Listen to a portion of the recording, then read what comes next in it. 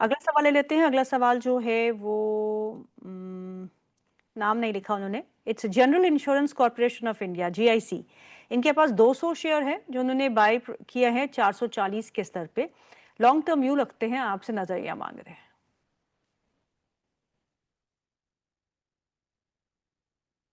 सो अगर general insurance chart की बात करें, अगर लॉन्ग टर्म चार्ट देखें हम लोग, chart is very good. But last 2 year से 1.5 ईयर से ये स्टॉक एक रेंज बाउंड मूव में है। अब हम हम्म। नहीं बता सकते दैट वो कब रेंज से निकलेगा, but yes, long term charts are very good for the stock. So may be ये स्टॉक होल्ड कर सकते हैं। It might take hmm. Some time to move because it's in consolidation phase right now, जिसका breakout hmm. होगा 450 level के ऊपर। But long term hmm. Prospect chart के इसके अच्छे लग रहे हैं। So short term would be sideways may be 6 months to 8 months, but उसके बाद ये हम्म। स्टॉक चलने की संभावना है। सो ये होल्ड कर सकते ओ- हैं। ओके। सागर जी सवाल भेज रहे हैं कॉनकॉर पे। उनके पास कॉनकॉर है 500 share at the rate of 950 rupees each. And NRB bearings भी है, 1000 शेयर है at the rate of 300 rupees each. दोनों ही स्टॉक्स पे आपका नजरिया, शॉर्ट टर्म व्यू मांग रहे हैं आपसे। So container corp, as I said, PSU sector segment एक अच्छे मोमेंटम में आ चुका है। नाउ कंटेनर कॉप का अगर हिस्ट्री देखें, लास्ट फॉल जो मूव आया था इसका 550 से लेके 1200 तक आया था। अब यो वो फॉल के बाद in fact we have seen fall till, वो रिकवरी के बाद fall till 610 level. Now we are retracing. So ये रिट्रेसमेंट का पॉसिबल है 61% रिट्रेसमेंट की अगर लेवल की बात करें हम लोग, तो which comes around 985 level. So ये स्टॉक में ओके। मुझे 985 से 950 का टारगेट लग रहा है, maybe within next 3 to 6 month. Short term target would be 885 level. So ये स्टॉक में बने रह सकते हैं। And hmm. सेकंड स्टॉक कौन सा था? NRB, NRB NRB, bearings. NRB bearings.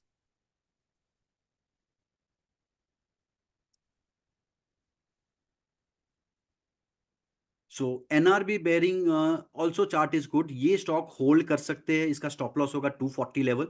अब अगर इसके स्ट्रक्चर की बात करें हम लोग, तो एनआरबी बेयरिंग का 2022 का high was 193 level. Hmm. Stock 400 level बना के रिसेंटली जो मार्च में बॉटम बना था, that was exactly at 192 level. So if we okay. Consider this as a breakout retest, तो ये स्टॉक पॉसिबल है पुराना हाई अपना रिक्लेम करे विद इन 6 to 8 मंथ्स या मे बी अ 1 ईयर। सो ये स्टॉक भी मैं होल्ड करने की रेकमेंड करूंगा। ओके। अगला सवाल ले लेते हैं। गजानन जी का सवाल है और वो पूछ रहे हैं, सॉरी आई जस्ट जी, उनका सवाल है आईआईएफएल कैपिटल पे। वो पूछ रहे हैं IIFL capital and Amara Raja batteries दोनों ही के चार्ट्स कैसे लगते हैं। आईएफएल कैपिटल, अब जैसे हमने देख रहे रिसेंटली जो सारे कैपिटल मार्केट से जुड़े स्टॉक्स है, सब में एक जी। अच्छा मोमेंटम दिख रहा है। Many stocks have reclaim there previous high, काफी स्टॉक अब रिकवर कर रहे हैं। सो आईएफएल ऑल्सो एक रिकवरिंग चार्ट है। रिसेंटली एक ट्रेंड लाइन ब्रेकआउट आया था इसमें। जो मैं हम्म। मोमेंटम मॉडल मॉनिटर कर रहा हूँ उसके हिसाब से ये स्टॉक होल्ड कर सकते हैं। एंड हम्म।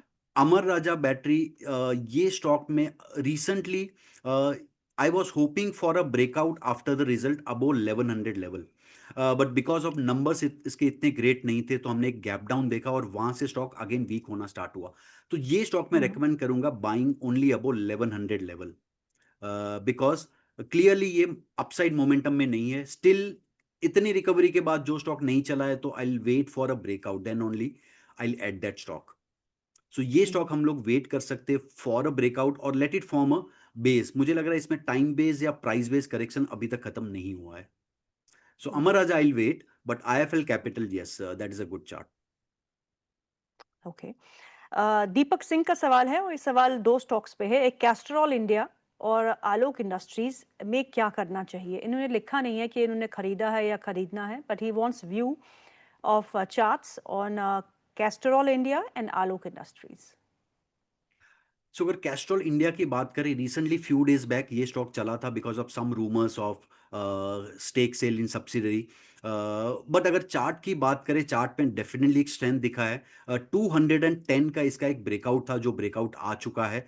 सो ये stock is better on charts.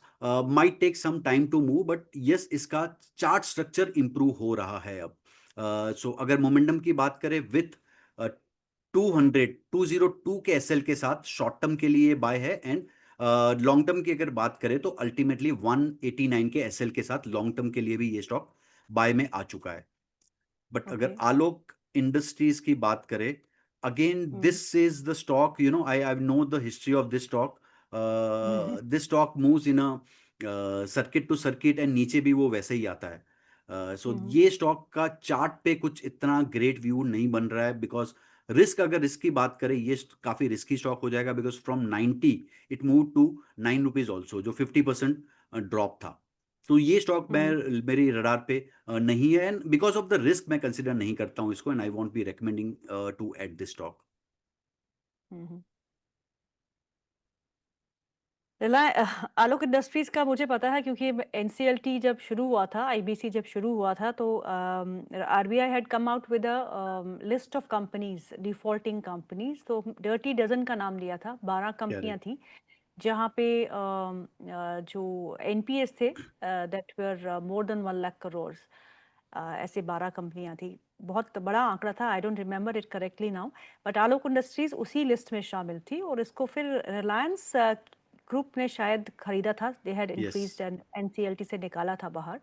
पर तब से ये स्टॉक जो है, कभी ऊपर का सर्किट और कभी डाउन सर्किट ही दिखा रहा है, but really you know you should stay away from these kind of stocks. But अभी कंपनी स्टेबल, ऐसा नहीं है कि अब ये एनसीएलटी से बाहर आ चुकी है, ये रिलायंस ग्रुप की कंपनी हो चुकी है. They are holding majority stake of around 40% in Alok industries, if I remember correctly. So तभी ये उठापटक जो है स्टॉक में देखने को मिल रही है. अगला हम क्वेश्चन ले लेते हैं और अगला क्वेश्चन है, नाम नहीं दिया उन्होंने, आरवीएनएल पे है इनका क्वेश्चन.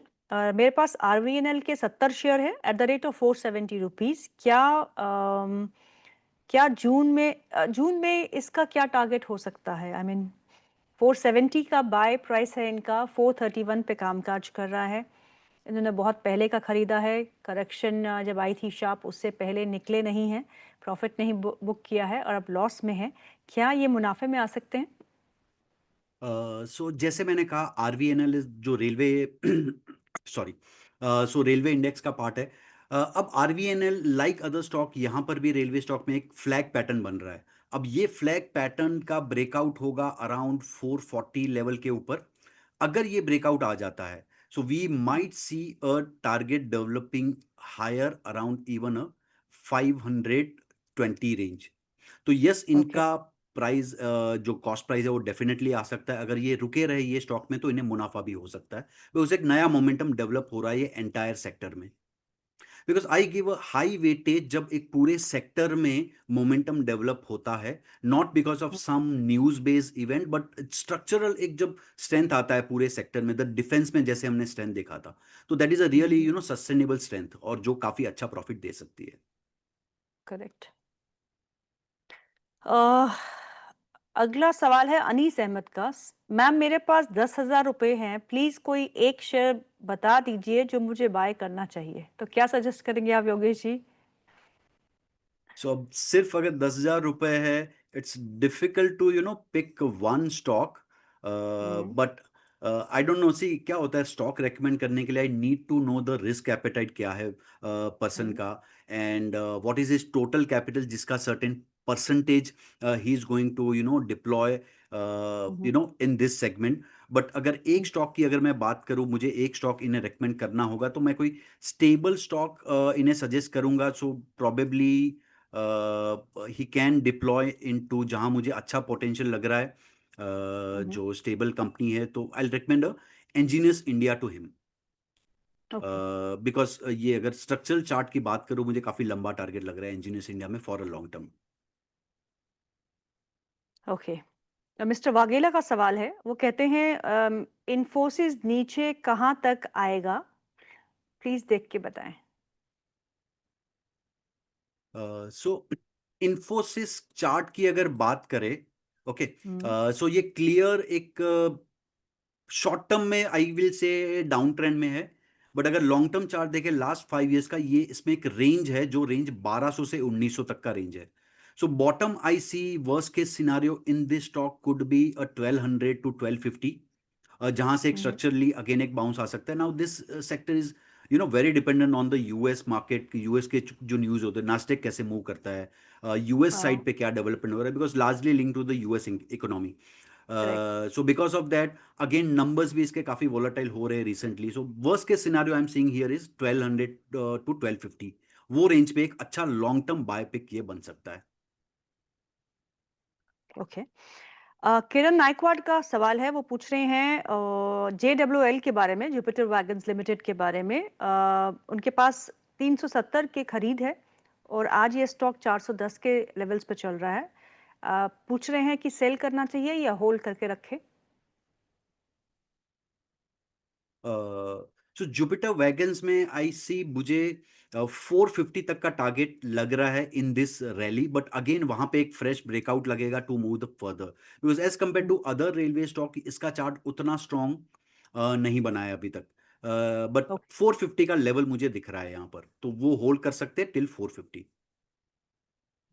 ओके, एक महीने में करीबन 15% इजाफा जो है हम इस स्टॉक में देख चुके हैं। आज एक अच्छा काफी मोमेंटम है, 5% ऊपर आज के बाजार में काम करते हुए। आर्यन वोरा का सवाल है और ये सवाल दो स्टॉक्स पे है। I can tell you the stocks. Jamuna Auto 1000 shares he has with at price of 105। और दूसरा स्टॉक जो है इनके पास वो है Tata Motors at the rate of 300 shares at the rate of 900 rupees each. दोनों ही स्टॉक्स पे आपका व्यू। सो जमुना ऑटो का अगर चार्ट देखे, चार्ट अभी तक उतना स्ट्रेंथ नहीं दिखा रहा है. आई वेट फॉर, जब अगर ये स्टॉक 96 लेवल क्रॉस करता है, 96 98 का रेंज, उसके बाद इसमें एक अच्छा मोमेंटम देखने मिल सकता है. तो अब तक मैं इसको सिर्फ एक रिकवरिंग स्टॉक बोलूंगा, उतना स्ट्रेंथ नहीं है चार्ट में. बट अगर टाटा मोटर्स की बात करें, Tata motor, if I look at the long term charts, so hmm. If I look at the weekly charts, मुझे यहाँ पर एक सो आप अगर 2015 से 2017 का हाई हम लोग कंपेयर करें, करंट जो लो हम्म। था वो एग्जैक्टली exactly वो लेवल से रिवर्स हुआ है. So on a structural chart मुझे यहाँ पे काफी अच्छे टारगेट दिख रहे हैं. हम्म। सो ये स्टॉक डेफिनेटली नहीं होल्ड करना चाहिए. Any dip here hmm. Would be a buying opportunity जिसे फ्रेश कैपिटल डालना है. हम्म। जी। किरण जी, आपके सवाल का जवाब हम देख चुके हैं। जुपिटर वैगन्स के बारे में सर बता चुके हैं। प्लीज़ बार बार उसी सवाल को ना दोहराएं। तो अभी जो योगेश जी का है राय है जुपिटर वैगन्स पे, वो पॉजिटिव है। 450 तक के लेवल्स भी देखने को मिल सकते हैं, ऐसा उन्होंने कहा है। और अगर आप सुनना चाहते हैं तो प्लीज़ इस शो की एक बार रिकॉर्डिंग फिर से देखिए। अगला सवाल ले लेते हैं। राजस जोशी दोषी जी का सवाल है और सवाल बीएससी पर है। उनके पास बीएसई लिमिटेड के शेयर है या नहीं है ये नहीं पता, क्योंकि सवाल बिल्कुल इनकम्प्लीट सा है। बीएसई लिमिटेड लिखा है, तो बीएसई के स्टॉक्स पे क्या करना चाहिए? बहुत ही अच्छा रन अप देखा है। उसके बाद आज थोड़ी बहुत मुनाफा वसूली है। So what is your view on BSE? So BSc अगर हम लोग सिर्फ वैल्यूएशन की बात करें तो काफ़ी ओवर वैल्यूड रहेगा, लेकिन as compare to NSC listing की वजह से जो ट्रैक्शन मिल रहा है, बीएससी ने एक अच्छा रिकवरी दिखाया है. अब ये ऐसे जो स्टॉक होते हैं जो स्ट्रक्चरल बुल रन में होते हैं, उन्हें सिर्फ ट्रेलिंग स्टॉप लॉस के थ्रू हमें ट्रेड करना चाहिए. एक इन्हें एक लेवल डिसाइड करना चाहिए, जब तक उसे ट्रेल करते रहना चाहिए. Second thing, okay.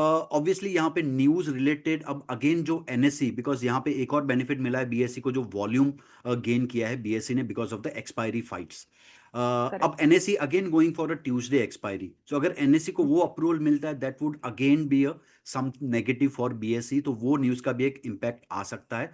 So NSC listing and जो एक्सपायरी का अलोकेशन है, ये दो फैक्टर्स यहाँ पे वर्क कर रहे हैं, इस पे फोकस करना चाहिए. ये स्टॉक डेफिनेटली इन्हें ट्रेलिंग स्टॉप लॉस के साथ होल्ड करना चाहिए, because I don't believe in selling stocks in a momentum. जो इतने क्लियर मोमेंटम में है, उन्हें सिर्फ आप ट्रेल करते रहो अपने profit. So some profit you might lose, but yes, at least you will be holding on till this stock is running. Correct. Yogesh ji, आपके रडार पे कौन से शेयर है? Anything you like in this market? So ये market में as such मुझे defence थोड़ा over stretch दिख रहा है. सो वहां से मैं पीएसयू स्टॉक्स में मूव करना चाहूंगा. सो स्पेशली रेलवे स्टॉक्स जो है, अब डेफिनेटली आज ओके। इतना मूव आ चुका है. I this stocks on my radar since last 10 days. So any dip in this could be a good buy opportunity.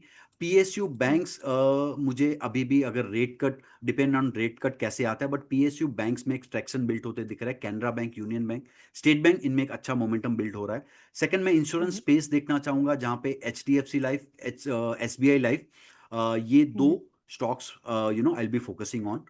Hmm, pharma में I like Divi's, Fortis and Laurus.